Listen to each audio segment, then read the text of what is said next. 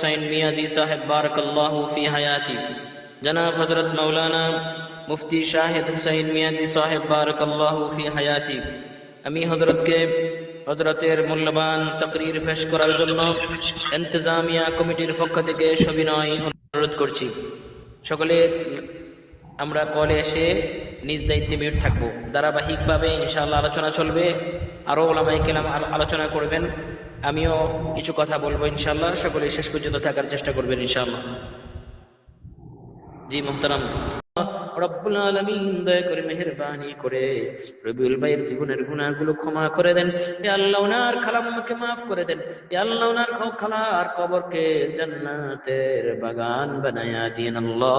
জীবনের সমস্ত ভুল ত্রুটি ক্ষমা করে দিয়েন আল্লাহ। ইয়া আল্লাহ আমাদের সবাইকে ঈমান আমল নিয়ে কবরে যাওয়ার তৌফিক দান করিয়েন আল্লাহ। ইয়া আল্লাহ আমাদের সবাইকে 5 ওয়াক্ত Likey